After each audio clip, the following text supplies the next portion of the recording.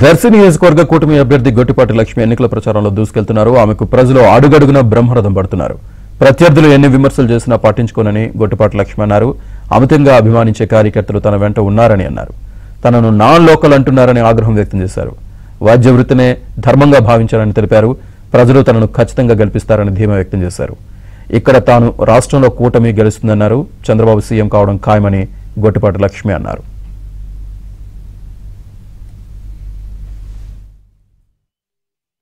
ఎన్నో విమర్శలు చేస్తున్నారు. నాకు కూడా కార్యకర్తలు ఉన్నారు, వాళ్ళ ఇంట్లోనూ మహిళలు ఉన్నారు. కానీ నేను ఒకటే చెప్తున్నాను, వాళ్ళకి విమర్శించే కార్యకర్తలు ఉంటే నా వెంట నన్ను ప్రేమించే ప్రజలు ఉన్నారు. వాళ్ళు ఎన్ని విమర్శించినా నన్ను ఏమీ చేయలేరు. నాన్ లోకల్ అన్నారు, మహిళ సులువుగా గెలవచ్చు అన్నారు, వైద్య వృత్తిగా ధర్మంగా ఒక కాన్పు చేస్తే రాజకీయం అన్నారు.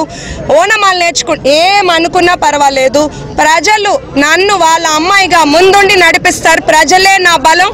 ప్రజలంతా ఎంతో ఉత్సాహంగా నా వెంట నడుస్తున్నారు. స్వతహాగా ఎండను సైతం లెక్క చేయకుండా పెద్దలు, మహిళలు, యువత ఎక్కడికి వెళ్ళినా మా తాతగారు, మా నాన్నగారు చేసిన పనులను గుర్తు చేస్తూ నా బాధ్యత మరింత పెంచారు.